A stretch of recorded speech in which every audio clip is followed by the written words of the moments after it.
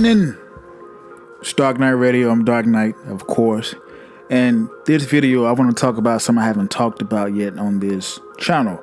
The real reason I got fired from my old job at Walgreens. Yes, it is a bit of controversy to it. So that's why I feel the need to talk to you guys about it. Okay. Now, to bring up a point that's going to be important later on, my store manager, or the store manager of the store, was gay. All right, I'm leaving you with that. Let it marinate, and that's gonna come into play during the end of the video. Right. So you guys, first of all, just because I'm telling why I got fired doesn't mean I'm done telling you about all the experiences and fights I've been at Walgreens. I just want to tell this particular story because I feel like it's gonna be longer than those stories, and it's gonna be important to know why. Okay, so. At this point, this is nearing the end of my career at Walgreens. I want to say this was about 2 weeks from the day I was actually fired, right? So the reason now, all the stuff I'm going to tell you guys and all the stories are going to be about Walgreens, and already the stories I told you guys are not the reasons I was fired from Walgreens, oddly enough, ironically, right?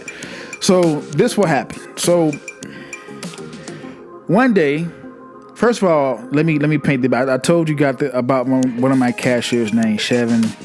I told you about certain security guards, but tonight I'm gonna tell you about this night. I had two cashiers. One was this very lazy, very messy girl. I'm not gonna give you her name. She was like 18 or 19. She was really young.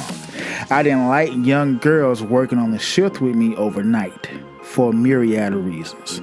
One, they're impressionable, that you can manipulate them easily. Most of them are timid and afraid, and I don't know why you would have a young girl working at that store in that area overnight.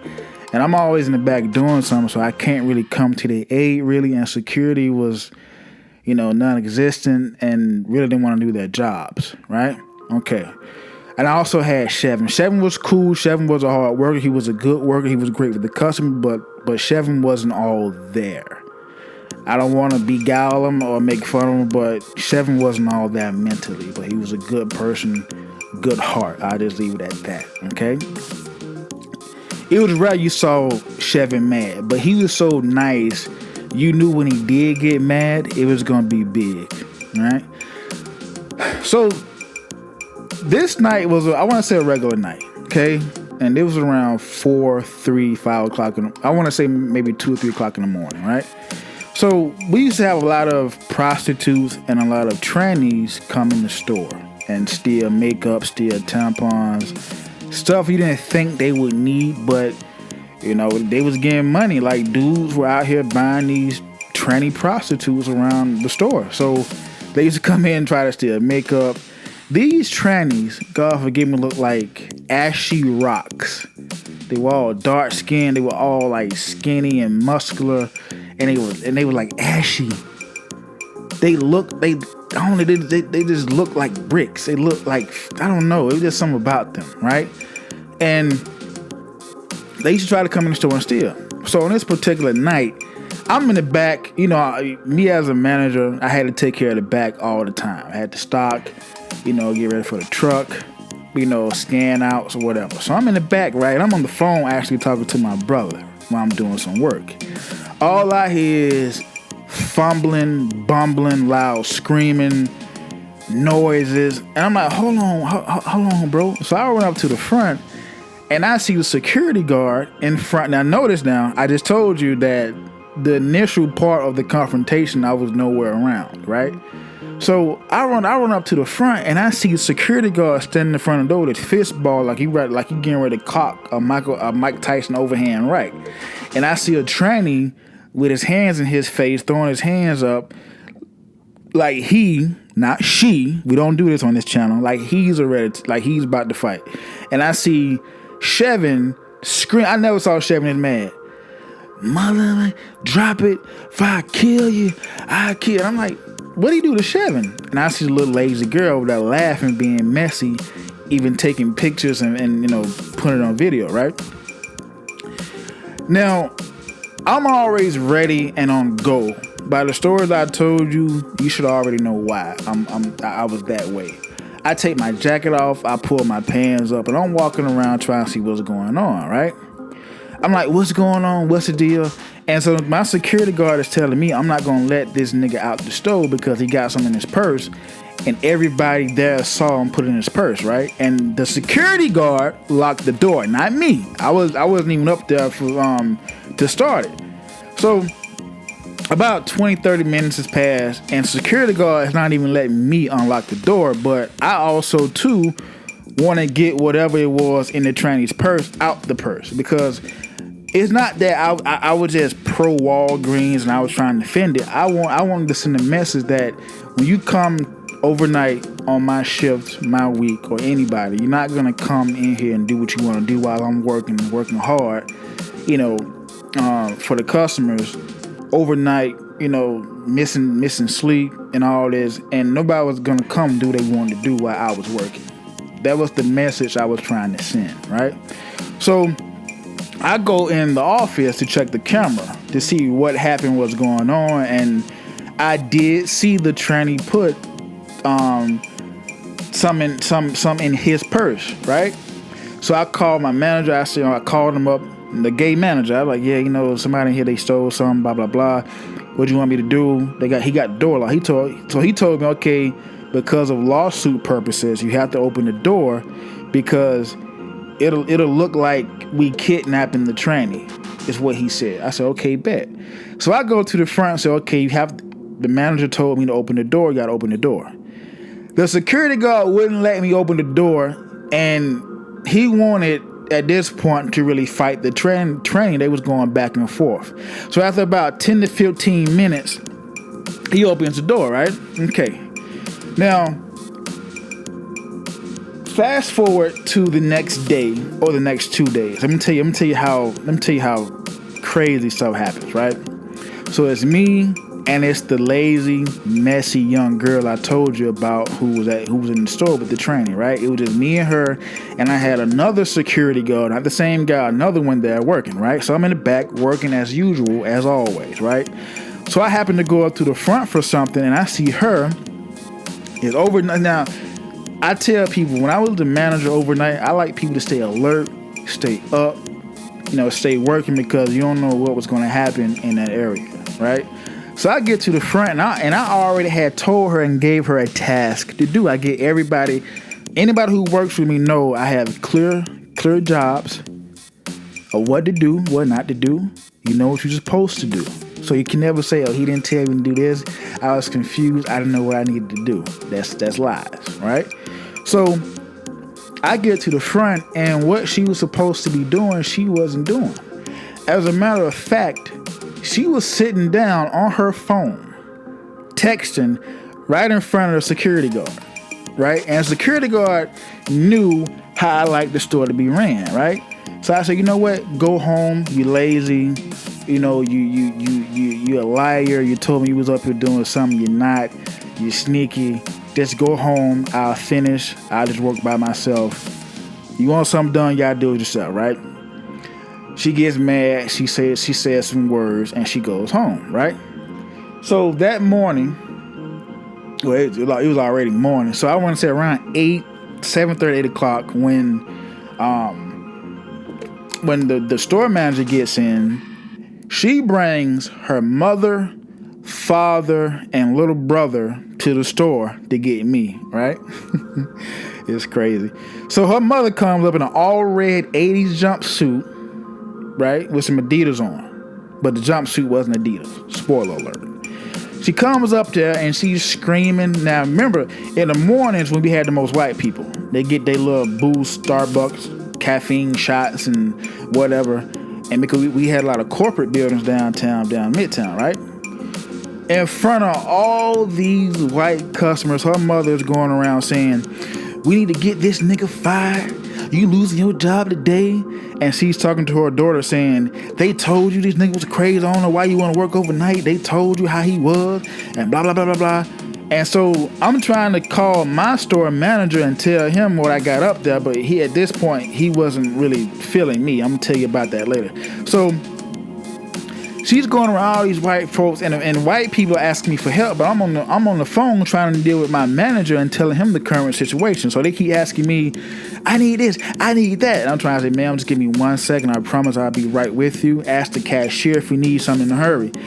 So she's telling them, don't worry about it. Just call corporate and get this big nigga fired. And I'm looking like, and that's what made me mad. You're telling these white people to get this big nigga fired, and you don't even know the whole situation. Your daughter is messy and lazy, right? Fast forward.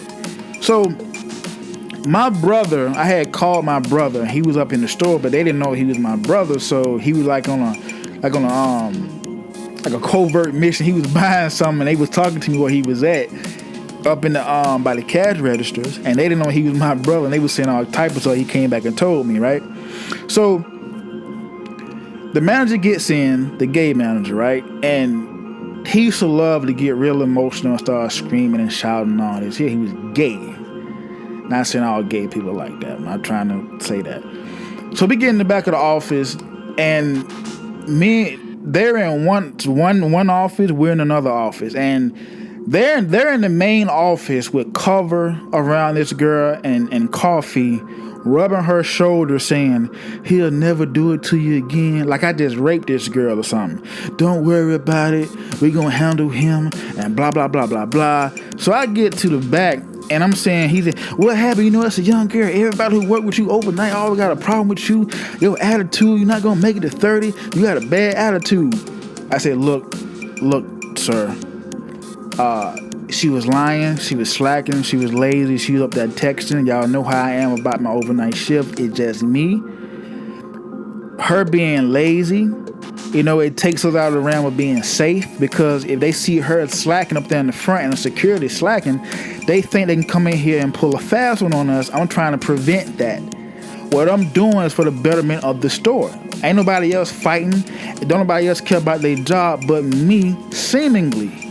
You should love and appreciate. Matter of fact, you should be on your knees right now, Paul, thanking me for the job I do overnight and keeping these crackheads, these trannies, these boulevard niggas, everybody away from the store, and keeping it safe overnight, and still being able to do my job to 100%. What's the problem?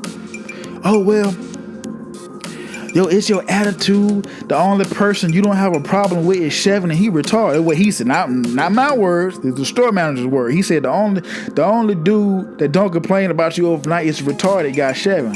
I said, well, it speaks volumes that the only guy who can come and do their job, the only person who can come and do their job overnight don't have a problem with is Chevin. That says more about the people you're hiring and the people you have on staff. That's what it really says. So me and him are in a shouting match, and they sits me in the office, I guess to write me up or something or whatever. And he goes and says, I'm tired of this. I don't know why when I talk to people, they got their fist ball up ready to swing. And I'm looking like, well, who are you talking to, sir? Because I don't dance unless I hear music, and I don't scratch my head until it itches. If my fist ball up, you might be waking up. So don't sit here and accuse me of that. So I go home. My brother had came and picked me up, so we go to the crib or whatever. And I want to say the next 2 days, and I'm gonna tell you what happened. See, I wasn't in the room with the girl her mother fought. See, she brought her mom brought her brother and the dad to come up there to fight me or to jump on me or whatever. They would have tried. So the next day or two, I remember, and I know when I get called to the office, whether it was school, job, or whatever, I knew it was always trouble. It wasn't to thank me. It wasn't to appreciate me. It wasn't to ask me a question. So I knew that I was getting fired, right? But not while you think, because I told you everything I've done, and there'll be more stories about everything I've done at that job.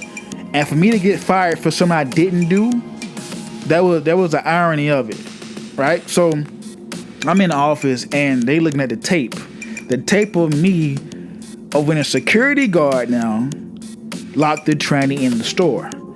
And I said, well, where am I doing something wrong in this video? And he go to the gate manager. Well, you took your jacket off and pulled your pants up. He said, Dwight, you don't even sag your pants. And you from Atlanta. I already know that means you was about to fight. I said, I don't care what it means. Did I fight? No, but we know what he's about to do. And y'all had the door locked. I said, well, not y'all. You see clearly on the camera that I didn't lock the door and I wasn't keeping the door locked. The security guard took it within his own hands. This contracted security guard locked the door. As you can see, I didn't. The tranny, and when I started talking about the tranny, he really started to get animated and get more upset. He says, well, I said, well, he came now. Who is he? And it's the store manager and the assistant manager. And they say, Dwight, you know that's wrong. I said, what's wrong? You know that's a she. I said, no, he came. No, it's she. I said, listen, y'all not going to get me, okay? Y'all not going to get me like society try to get me. It's a he, nigga. It was born a man. The nigga's shoulders and thighs was big as mine. It's not a she, it's a he. I don't care what it classifies as. I know what he was born at. I'm not trying to be disrespectful, but I feel like you're playing me like I'm stupid when you tell me that and you say she, it's a he. Stop. We gotta stop with that. Society, y'all stop with that. These people are born. I'm blacker than black. Bernie Mac black almost. And if I identify as white, I'm gonna look crazy. So stop. And it looks crazy when they do it. Stop this PC stuff. Okay? It don't make any sense. It's a he. And then the store manager goes on to say, well, you know, these gay people in trans, we been fighting. I said, he been fighting all his life. And if y'all would have grabbed him, it would have been something. So I purposely didn't say that because I felt like he was trying to bait me. I said, who you talking about? I ain't talking about you, Dwight. Dark Knight. I'm talking about security guard. I said, okay, well, make sure you emphasize that because, like I said, I didn't lock the door. I didn't start this, right? So I'm in the office with him, and the assistant manager, all he does is smiles and look all around the room. And I'm thinking somebody's gonna back me up. Nobody didn't. And I say, well, you keep talking, you're not making no sense. What's the conclusion to me being in this office right now? Because I didn't do anything. No. See, I said, well, how you found about the tape? The lazy girl from that night told them that I was about to fight the tranny. I was talking about the tranny wrong that night. So she took that information and used it against me that night when I sent her home, right? Now, because it was a tranny, this manager took it upon himself to take special interest in firing me only because it was a tranny. Now, I know good and well, all the fights I've been in with people and dudes, I know he had to hear about it. But see, they didn't care if I was killed. There's nobody that cared if I was killed. I didn't get a thank you or nothing for everything I did overnight at that job. But the minute this security guard locks a tranny in the store, you fired me? And the reason I was fired, he said, because my DL sees it, because Walgreens were under a new regime, whatever, with a lawsuit. A lawsuit happened somewhere in America and they was cracking down. So he tells me I'm firing you because if my DL sees this, he's going to fire me. Well, I say, well, the DL don't have to know. This is my job. You're going to fire me over the possibility of you being fired? DL don't even check the tape. DL don't even come in the store. Yeah, so we got to let you go. And he puts his hands out for me to shake. I looks at it. I say, please get your hand up my face for my hand being your face. Because this not, first of all, they was looking for a reason to fire me. You couldn't fire me based on me doing my job, right? You couldn't fire me because y'all wasn't going to do it and I was keeping the store safe. You wanted to fire me because this tranny was stealing and security guard, not me, locked me in the store. I was complaining too much. I had a big mouth. I used to check people. I used to hold people accountable, especially the managers. Sometimes I used to put it in group manager text messages, and they didn't like me for it. I was a real nigga. It was also some other real dudes that transferred from the store because of the gay manager.